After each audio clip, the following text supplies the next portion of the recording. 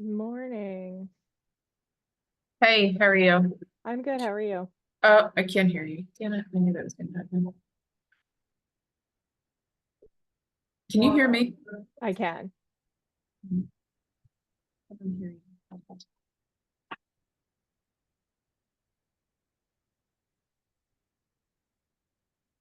Um, the attendees that are in, are you able to hear me? If you're able to hear me, can you put it in the chat? Hi. What did I break? Perfect. Okay. So I went in for one of the executives this year. Yeah. And the attorney's like, there's one more executive coming and I need 5 minutes with them. All right. So everybody who Let's can do hear this, me, that's what just be on standby we're for a gonna minute. do. We're just going to work out some of these Yeah, I got, technical like, difficulties and then we'll get started in a few stuff on my minutes once everybody's But joins. I need to please read this, but where do you want me to put it? And he said, well, there's only Anywhere like else? 3 people coming, so I probably coming. Yeah. And he's like, well, no, there's 2 executives. I said, okay, you can put yourself here. I said, this is just where I sit, so I can deal with everybody. Yeah. And he's like, oh. And then one executive just got here, so I went in, and he's like, hi, and he's like, yeah, so there's another executive, and I need like 10 minutes with them before you do your thing. And I was like, okay. He's like, well, you can put your stuff down. Oh, so glad you're telling me that I can put my stuff on the Yeah. item. Not your Did you bring a check or did you wire? check. I have it. For you? Yes. Thank you, my love. I was so excited. She's like, your 10 o'clock is with Sean Elston. And I was like, yeah, and I Hey. looked at my paperwork. Yeah, whatever. And then I looked at my paperwork and she's like, no, your buyer is Sean. And I was like, oh my.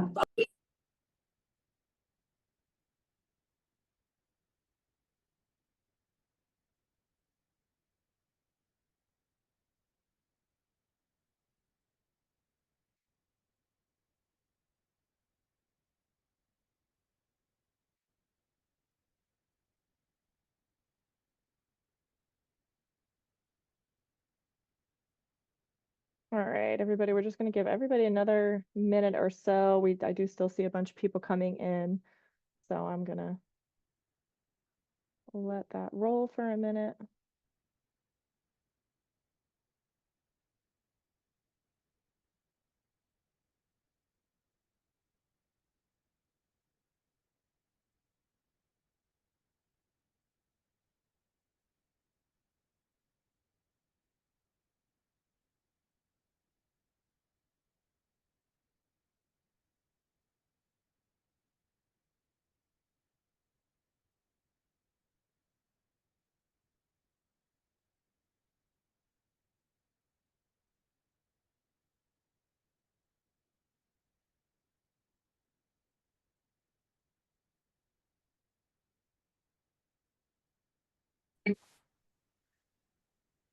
Hi, Deb.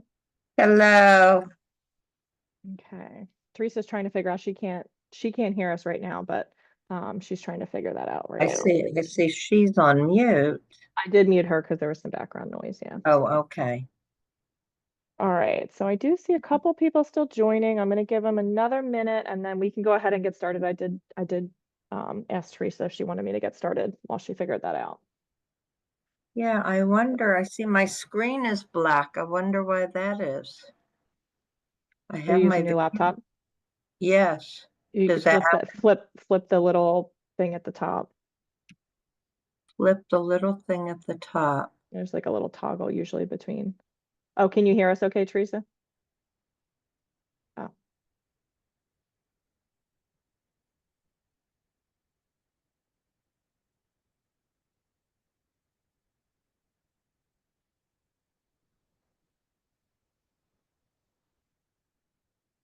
Yeah, my video says it's on.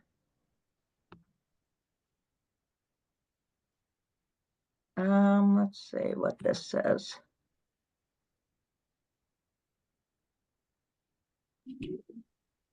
All right, Oh, there you go.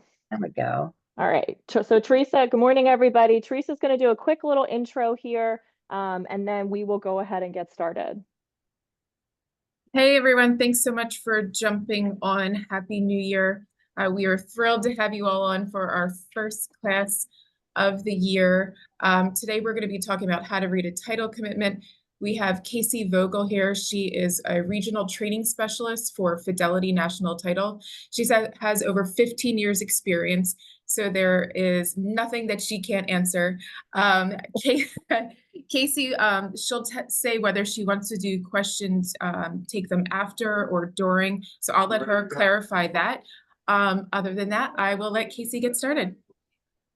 All right. Okay, so as Teresa said, my name is Casey Vogel. I used to work on the agency side at a title agency for many years prior to joining Fidelity. As of this week, I've been with Fidelity for 4 years, and in my capacity, I'm a regional training specialist. And I train on, all things title. So reading title commitments, enhanced versus standard policies, all our different systems and all. So as we all know, in the world of real estate, there is always, different things and coming up on titles, and every transaction and file and property is different. So, we're hoping today to kind of go through a title commitment, throw you guys a couple little things that you might see on a typical commitment, and hopefully give you guys some tips and tricks to kind of look of what to look for and best practices from a real estate standpoint. So if you do have questions throughout the presentation, you guys are all muted since this is technically a webinar setting. You can put them in the chat, and I'll try to keep an eye on that during and try to get to as many questions as possible.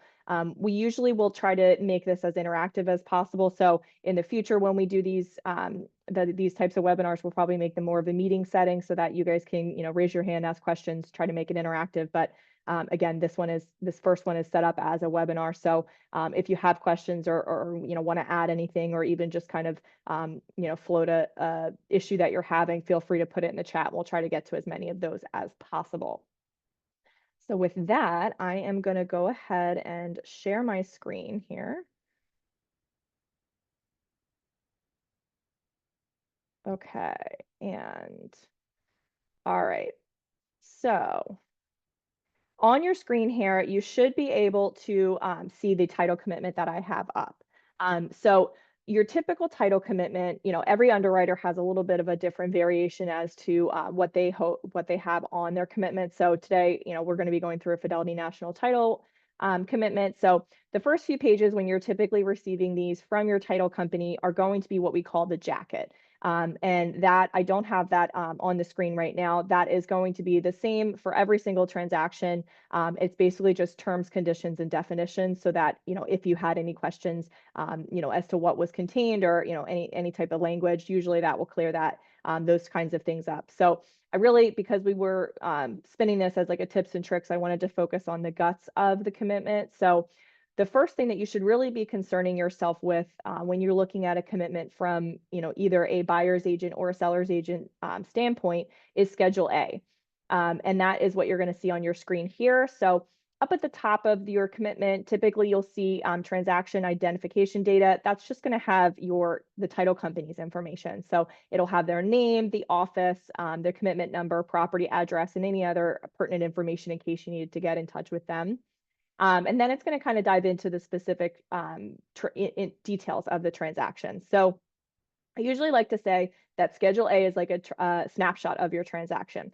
It's going to kind of lay out your roadmap as to what the title company is committing to insure, who they're committing to insure, and for what amounts. So all of this information is typically given to us via either the lender or the agreement of sale that you guys as real estate agents are providing. So first tips and tricks that I like to say is to make sure that you're paying close attention to Schedule A, because we want to make sure that the people's names are spelled correctly, that the sale price and the loan amount is correct, and that any other potential issues that come up on the vesting or the deed or who owns the property is pretty much going to be laid out on this page here. So starting with number 1, the commitment date here. So when you see your commitment date, a lot of people expect that to be the date that they're receiving that commitment. So, let's say that you get one today, January 7th, 2025. That commitment date might actually be a few weeks prior, and usually it is.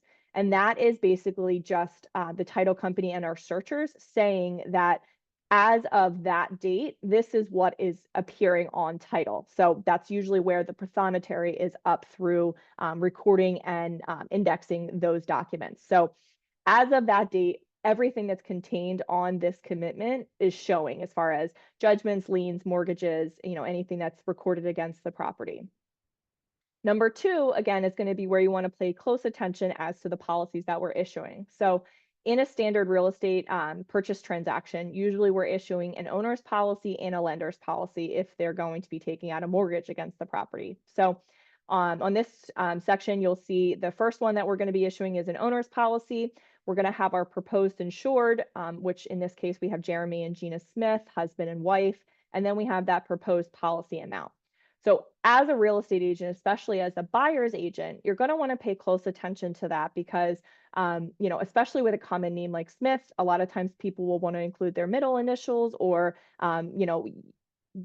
Jeremy might have, asked to go by Jerry and you wrote Jerry on the agreement, but he actually wants his full name on the deed. So this is basically us saying, hey, this is the proposed insured and the name that we plan to put on the deed to the property. So you're going to want to make sure that you're paying close attention and that one appears exactly as they want to take title.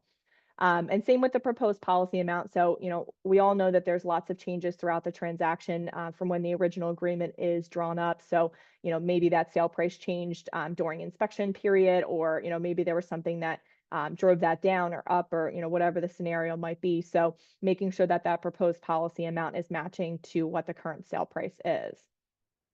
The next one is going to be the loan policy, and that information is going to come from the lender. So if your clients are taking out a mortgage against the property, you're going to want to make sure that you provide the title company with the lender contact information. We'll coordinate with them, make sure that their name appears as they needed to on our commitment, and that proposed policy amount or loan amount is matching to exactly what they have there. And then the next section, in the state of Pennsylvania, most transactions are going to be listed as a fee simple transaction. So you're pretty much going to see that as standard quo on all of your commitments in the state of Pennsylvania.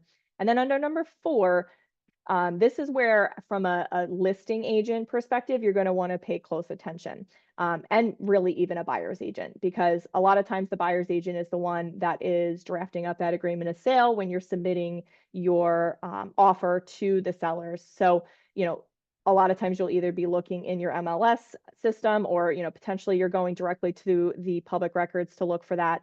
And sometimes, what's happening in real life might be different from what's on paper. So we want to make sure that we know exactly who is on title. And then, we also know all of the facts that are currently going on. So, if you have a scenario where the sellers are getting divorced or, one potentially passed away, you're going to want to make sure that you're paying attention to this and that you know who is still currently on title. And if any of those things have occurred, you're letting the title company know so that we can gather the proper paperwork and make sure that all parties who need to sign at settlement are signing appropriately so that we're conveying clear title over. So in this scenario, we do have an estate, and I tried to make this a little bit different in that when they originally bought this property, they bought it as boyfriend and girlfriend. They then later got married. So in this scenario, because they never changed the transaction over into husband and wife, then you're going to see here that she is listed as both individually and as the executor of the estate of her husband, as well as an AKA, because she never changed her name on the transaction. So there's a couple different scenarios going on here. So again, from a real estate agent standpoint, making sure that you're paying attention to who's on title, that all parties that are subject to the transaction have signed the agreement of sale and do know that they, who needs to sign what at settlement. So that, again, is going to be kind of your snapshot of Schedule A, just making sure that all of those details that were provided are accurately reflected on this page. So, this is just a continuation. It's just really for informational purposes. It'll have the property information, and then it'll tell you to refer to Exhibit A, which we like to refer to as the legal description, which we'll get to later in the presentation. So then you're going to move on to Schedule B Part 1. And Schedule B Part 1 are your requirements. So the requirements are things that are, as the title company, this is our commitment to ensure clear title to the property to the buyers and the mortgage company. So these are going to be our requirements that have to be met prior to or at closing in order for us to do that. So your first, typically your first, 1 to 20, I'm sorry, 1 to 15 or so requirements are going to be standard across the board. So you're going to have, payment of all premium fees and charges to the for the policy, making sure that all parties have proof of ID. If there's any power of attorneys involved in the transaction, that that information's been conveyed over to both the title company and the lender, and that those have been approved. We're okay with them. Typically as a title company and an industry in general, we do try to push back on a power of attorney. So if you know that that is going to be part of the transaction, definitely make sure that the title company is aware of that ahead of time. So those couple of requirements that you're seeing on this page that's up on my screen are going to be on every single commitment that you receive. What you're really going to want to start paying attention to from, again, an agent standpoint is what's specific to this transaction or your property. So you're going to see your taxes on here. So as a title company, we're always ordering the tax certifications, making sure that they're paid current, that the last few years have been paid current. There's not going to be any delinquent taxes on the property. Same thing with water, sewer, stormwater, if applicable, we're going to be getting those certifications, making sure that everything's paid current. If there's a proration for, a quarterly or a yearly sewer charge or water charge, we're making sure that all of that information is put onto the settlement sheet. But this is going to be where any liens or anything that are against the property are going to show. You have mechanics and municipal claims. So again, if you had, violations from the township for, unpermitted work, or, let's say, you didn't cut your grass and you got a lien against the property for, insufficiently, keeping your property maintained, or, not paying your sewer and anything like that, that's all going to kind of show on this page here.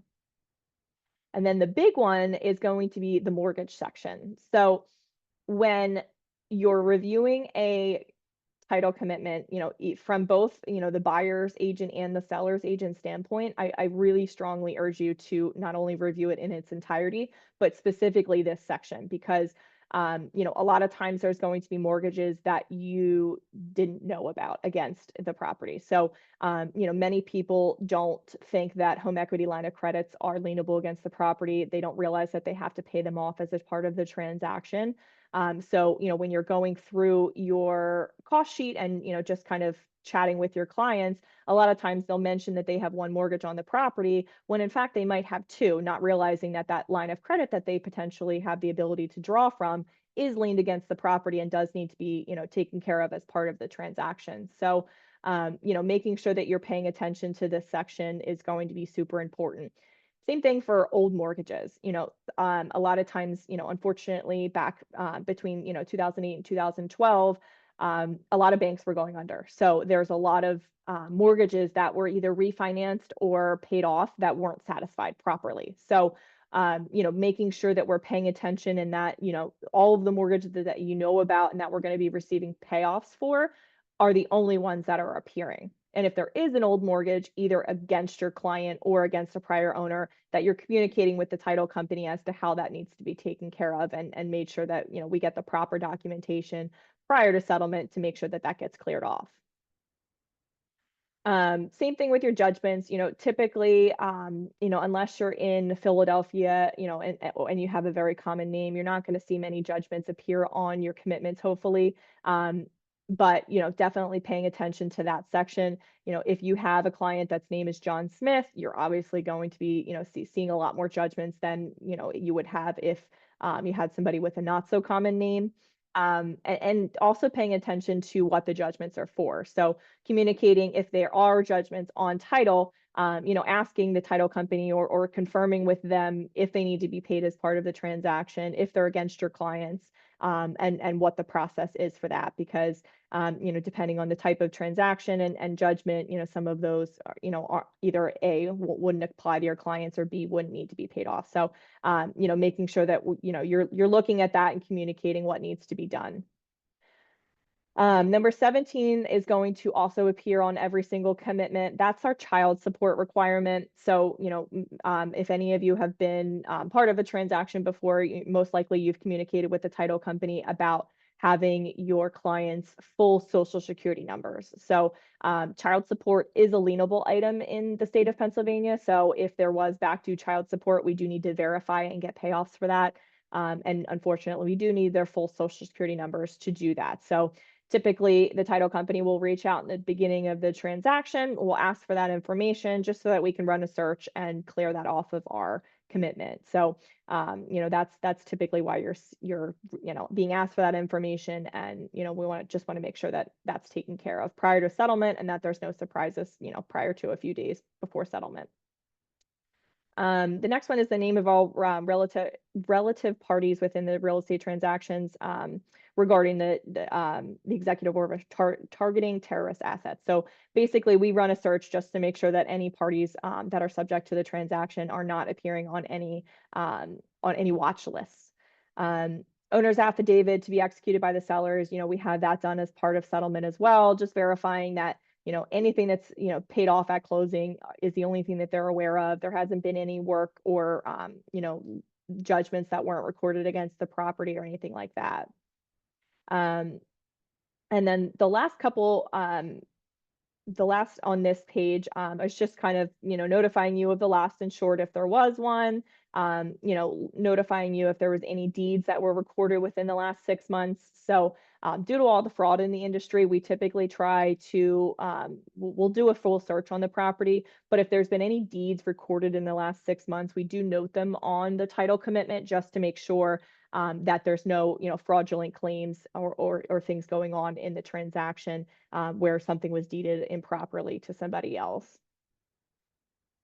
And then the next page, so again, because this one was an estate, what you're seeing on this next page is your requirements for your inheritance and estate tax. So anytime somebody passes away in the state of Pennsylvania, there is a possibility that inheritance or estate tax is going to be due, especially when selling real estate. So you're going to see these anytime an estate is involved, and it's going to depend on the nature of the transaction and the relationship between the parties on title, as well as the parties who are going to be acting as executor and or administrator, as to what's due and how much. So typically the title company will coordinate with you as far as making sure that all of the estate docs have been probated at the county, the proper person has been appointed to sign all of the documentation relating to the transaction. And then we'll usually ask if there is a CPA or an attorney handling the estate. And the reason we do that is because if the death is recent and the return hasn't been filed yet, then we want to make sure that we're holding an escrow at closing to make sure that that's satisfied, so that there's no liens on the property going forward. So we're going to be reaching out for some information. Hopefully your clients, if there is an estate, has been working with an estate attorney or a CPA to get that return prepared. There is usually a discount for that within the first few months of that. So we'll kind of be coordinating that with you and making sure that those things are cleared as well. Some other things that you might see on your requirements, to just kind of depending again on the nature of the transaction, is if there is an LLC or a corporation or something like that involved in the transaction, you'll see those requirements, which would name, that we need, copies of their operating agreements or proof as to, who the members are and who has the ability to sign and sell real estate.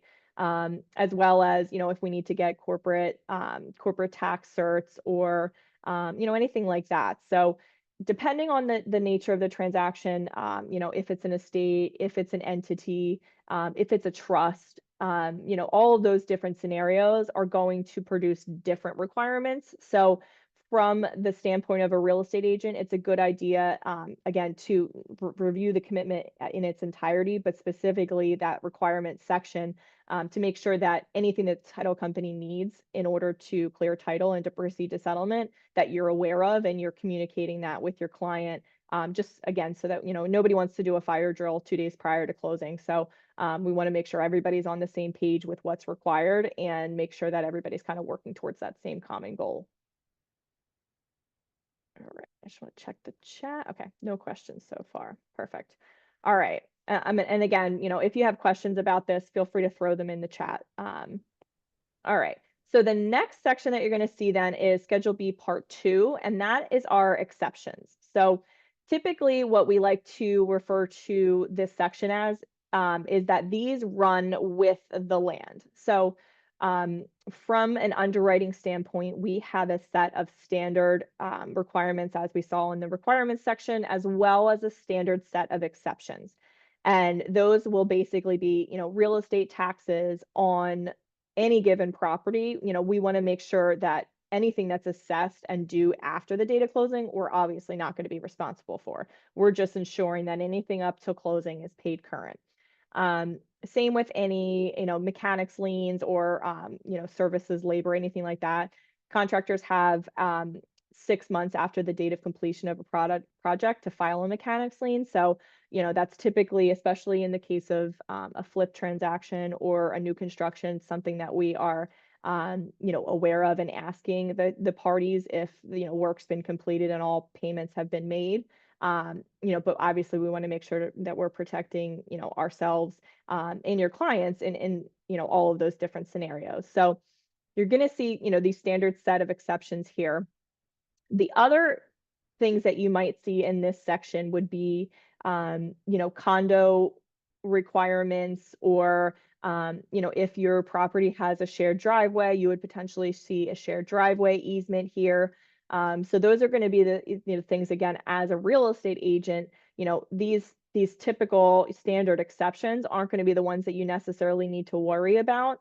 But the ones that appear after these, where they're citing specific book and pages where those items are recorded at the county, those are the things that you're going to want to make sure that you're aware of what they are, as well as, for example, if it's a shared driveway easement or maintenance agreement or something like that, that you're getting a copy of those documents so that your clients, number one, obviously knows who's in charge of maintaining those shared elements, but also, just so that they know, what's recorded against the property and what they are and are not allowed to, do, or what they're responsible for. So, making sure that you're reviewing these is going to be important as well. All right, so then the last section in the commitment that you would be reviewing would be our legal description. In the state of Pennsylvania, it's not common to do surveys as part of every transaction like it is in some other states. So, we go by what's called a meets and bounds system. So anything that was recorded at the county in the prior deed is going to appear on our legal description. And it's basically, if you had somebody who, was looking to put in a fence or something like that, this would be what they would need in order to provide that to that company. And, if they had their survey tools, they could actually go around and plot the property lines of the property here. So, that's going to be noted in this section here. And then just to kind of point out, this is that commitment jacket that I mentioned in the very beginning, as far as, just kind of your notices, as well as, privacy policies and your, definitions and all. So that would be contained usually in the beginning of the document that you're receiving from the title company. So Oh, I'm sorry. No, you're Okay, go ahead. there's a question in the chat box, and Jay would like to know, how would a freeze letter for a HELOC be dealt with? Is holding money in escrow normally the case until it is obtained? So home equity line of credits are tricky because, again, people obviously don't realize that they are recorded mortgages against the property. So when obtaining a payoff, one of the things that we ask for as both an underwriter and a title company is for the account to be frozen.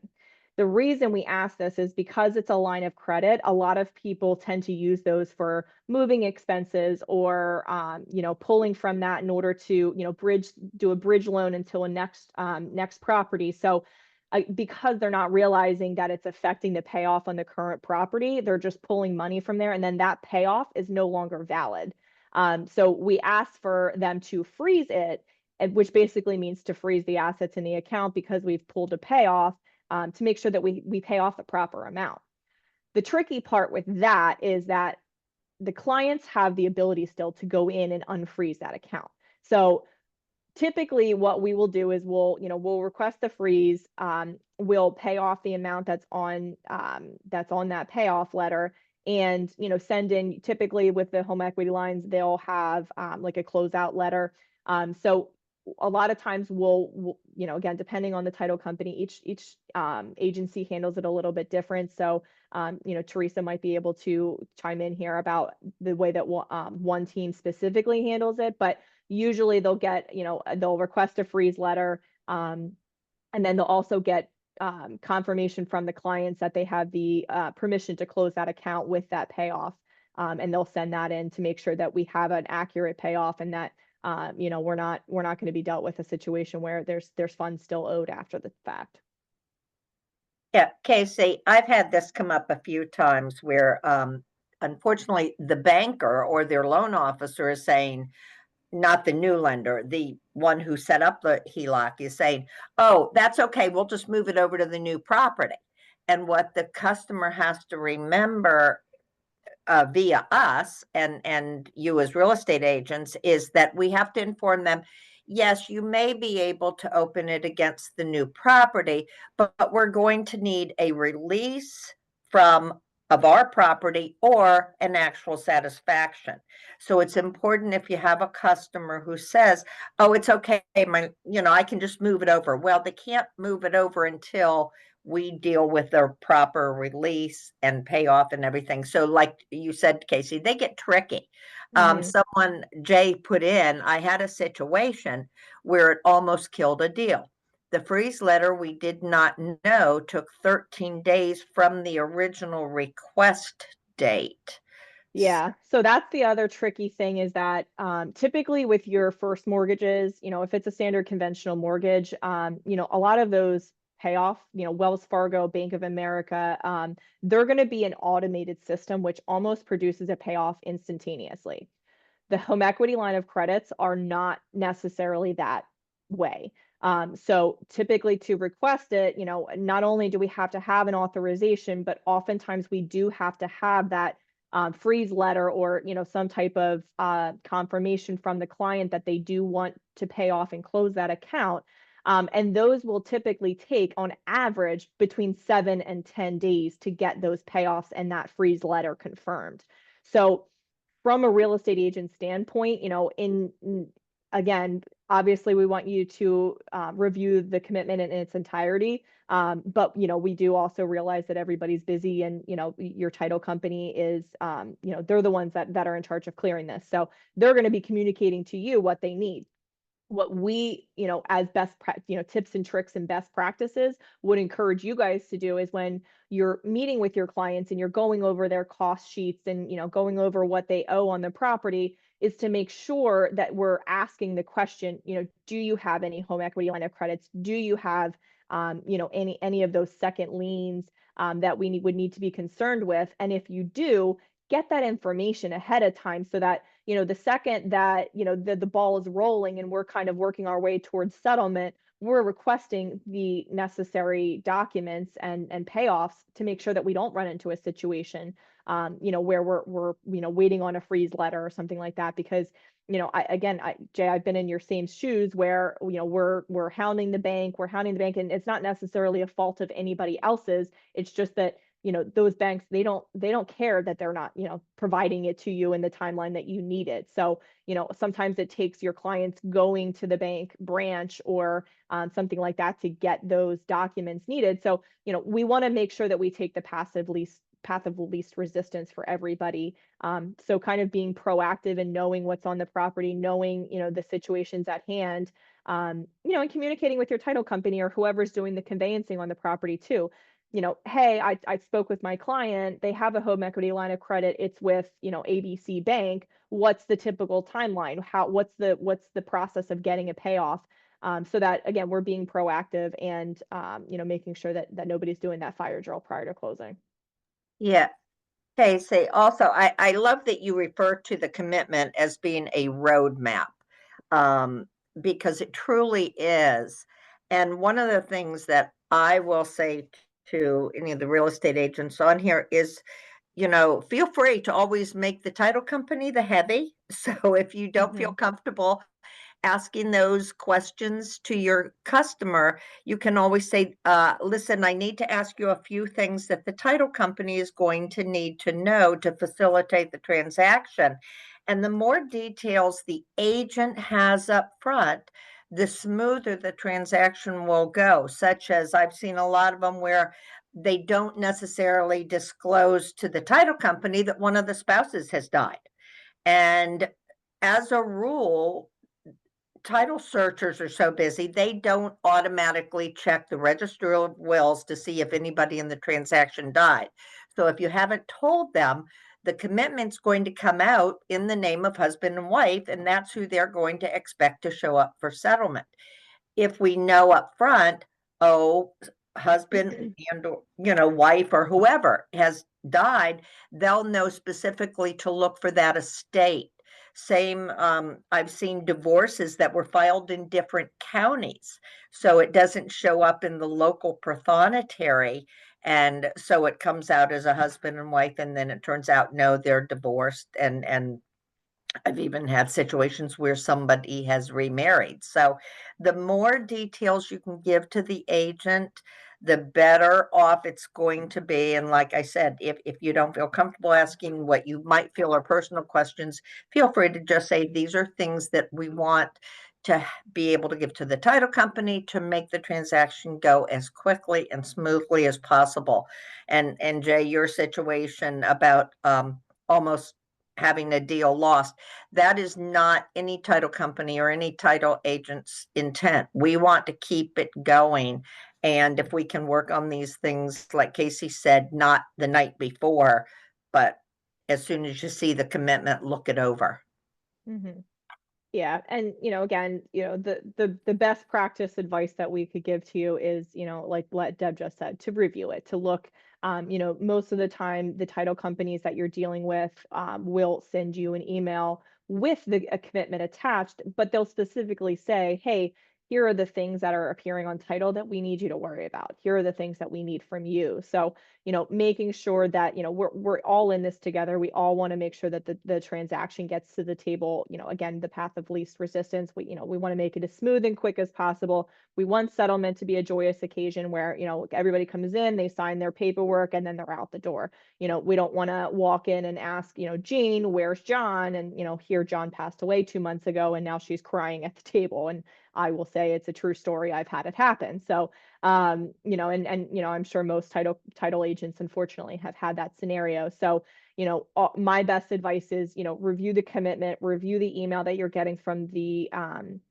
title company. And number one would be to communicate any changes in the transaction as far as price, names, who's going on title, lender, all of that information.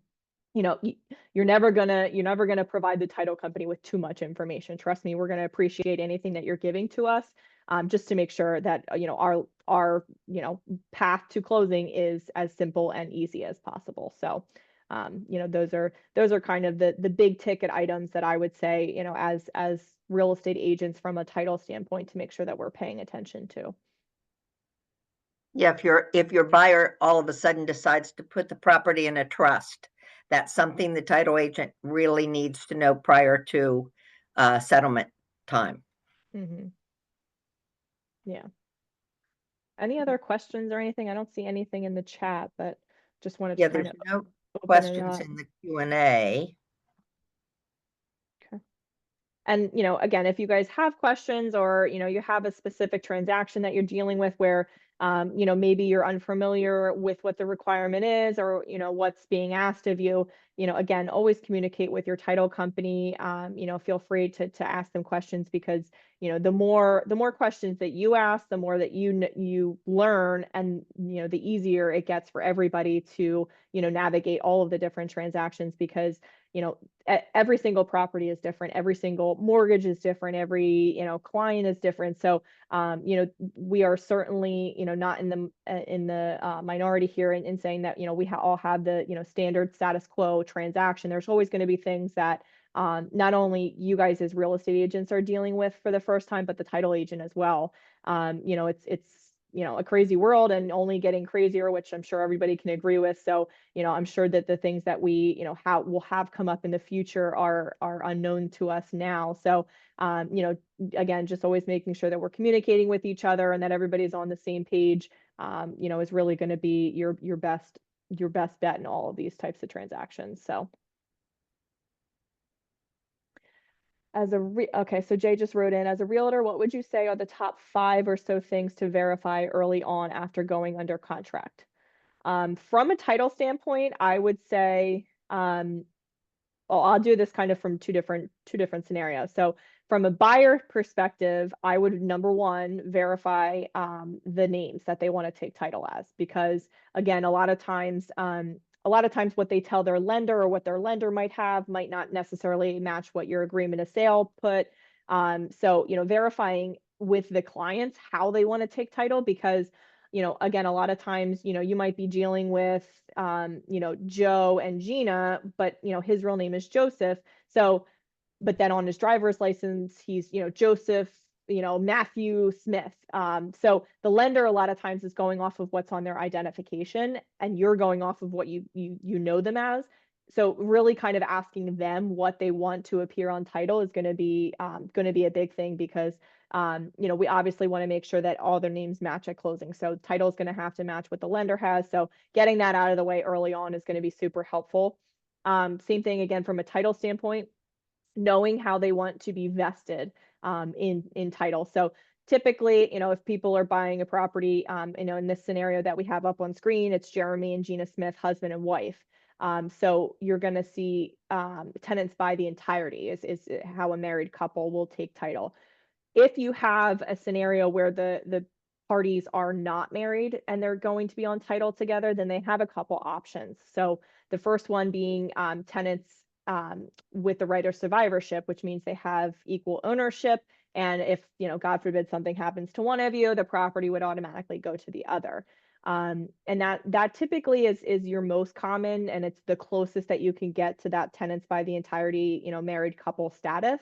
But, then you have scenarios where, somebody's mom is signing, is going on as, a co-signer on the loan. So she wants to make sure that she has some type of ownership in the property. Maybe she just wants to be on there as a 10% owner. Or, if you're going in with a couple buddies on an investment property, maybe you're doing 33, 33, 33. So there's a lot of different ways that you can hold title. So making sure that who's going on title and how they want title to be held is going to be important. That's 2. And then I would say, the amounts, making sure that the sale amounts are communicated properly to the title company. Again, a lot of times during those inspection or just prior to closing, things can change at the drop of a dime. So we want to make sure that all the proper, amounts are on, not only our commitment, but our settlement sheet as well. Number 4 would probably be any specific changes, making sure that, we know if, somebody died as part of the transaction, or if, hey, we're having an issue with the sellers, there's probably going to be a credit that's talked about at the walkthrough, or, something like that. Any type of, thing that would affect the settlement sheet or the settlement as a whole, just letting the title company know, just so that we can kind of be prepared and make sure that we have the proper, things allocated to that closing time. Tracy, it's a little more uncommon, but I've had situations where people would come to settlement and I'd be going over the owner's affidavit with them, and you state, you haven't received any municipal notices, et cetera, et cetera.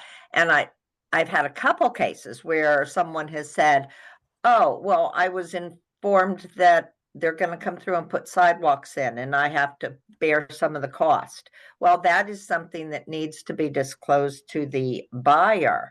And so if it hasn't been disclosed on the seller's disclosure, that I've had hold up settlement. Another one was sewer hookup.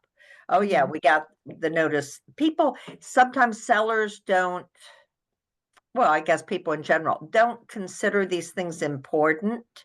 And sometimes they actually, by accident, forget them. But The seller's disclosure really helps because that's when a lot of the questions might come up.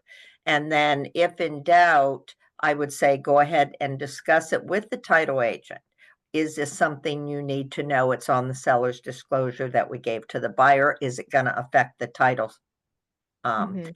Also, Deborah has on here, why does litigation and traffic infractions appear on title? Now, I'm not seeing, the only time I've seen traffic infractions is if there was any kind of a judgment lien for criminal to Yeah. like, if you hit I don't know, if you have any kind of restitution, that might Mhm. be on there. Litigation, as an agent, I like to see the litigation because if it is reduced to judgment prior to closing, it is going to affect the property. So litigation, I feel, should be shown as a notice only. It won't necessarily keep you from closing as long as it has not been reduced to judgment.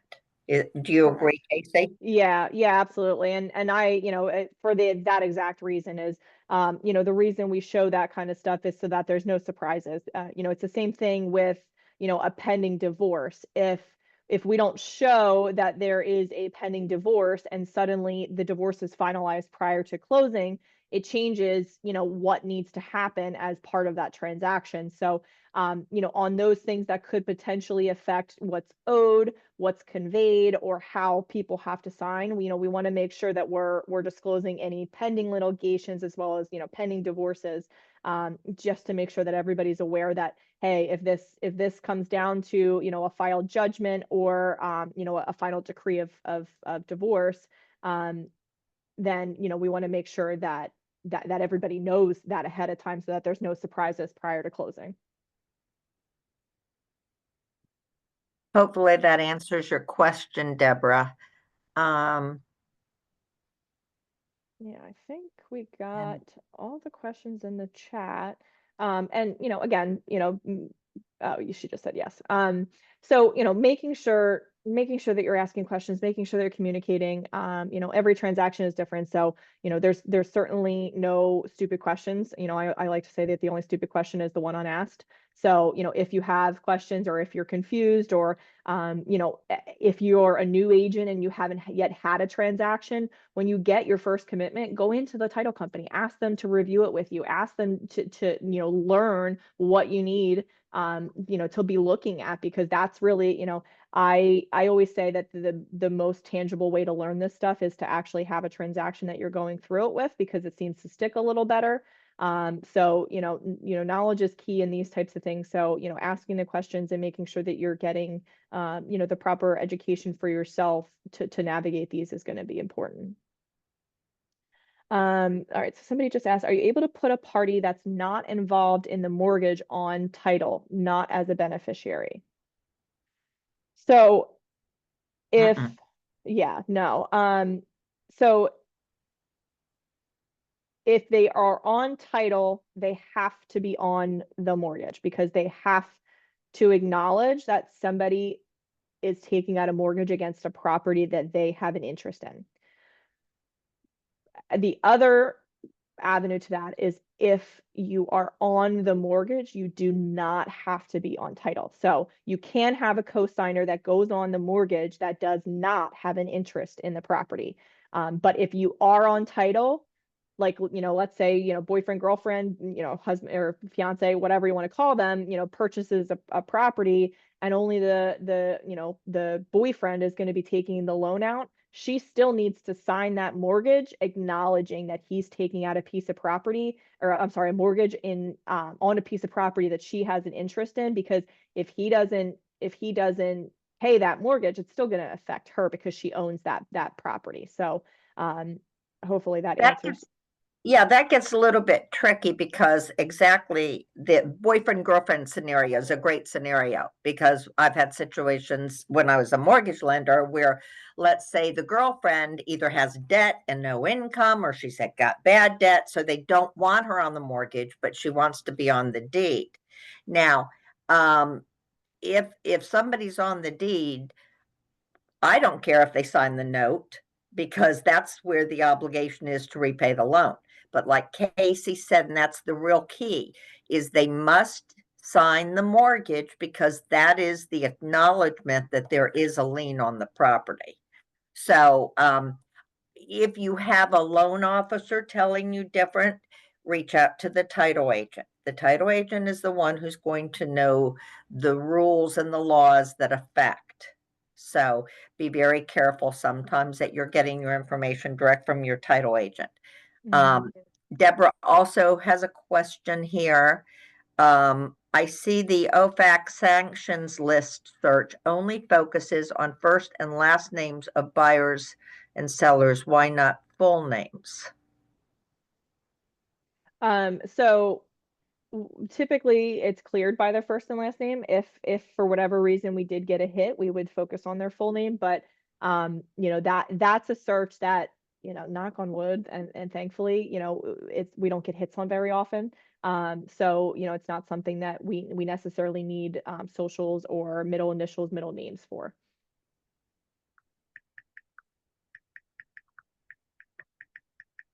Hopefully that answers that. Okay, let me just take a look here. Okay, looks like all the questions have been answered. And again, if you have any other questions, you know, you can feel free to send them over to Teresa. I'm happy to answer, you know, anything that you might, you know, if you don't want to ask in this platform, you know, you can ask Teresa, or, you know, you can obviously, you know, feel free to tell her to ask us as well. You know, but hopefully, you know, we hope that you got something out of this. You know, again, every transaction is different. So, you know, our best advice is to review, ask questions, and make sure that you are all on the same page as far as, you know, knowing what you need in order to get to that table, because nobody wants upset clients, nobody wants closing held up, nobody wants to do a fire drill. You know, we all want to make sure that we get to that table, and it's a joyous occasion where everybody's, you know, sitting around and happy versus, you know, everybody's mad at the title company or the realtor, or, you know, whoever the parties might be that potentially dropped the ball. So, you know, communication, making sure that you know what's expected, and you know, you're asking questions. Deb, do you have anything else to add? No. Thank you so much, Casey. It is the beauty of this industry is it's never the same. There is no complete manual that will ever be written that covers every scenario. And I've been doing this a lot longer than probably anybody on this call. And there are still new things that come up. So, and some of the scenarios that Casey referred to, as far as having someone show up and you ask about the spouse and they say, oh, they died. And not a good feeling, very awkward. No. So Teresa, you can reach out to Teresa at any time. She'll connect with us. We plan on doing these more as an ongoing session. So if there's any topics that you would like to have covered, reach out to Teresa and she will coordinate with us. I commend all of you for coming in on this very chilly day. So I'm glad we didn't do it on person. So thank you, because it shows you're seeking to get the knowledge to be a better agent. So we very much appreciate that. So Teresa, did you have anything you wanted to add? No, I think you guys covered it. So if there is anything, please feel free just to shoot me an email, and then we will have a cliff noted version of this going out for anybody that wasn't able to take notes as we were going along. So thank you again, both. Appreciate it. Awesome. Thank Well, you. thank you, everybody. Have a great day. Bye-bye. Okay. Bye. Thank you, Casey. Thank you.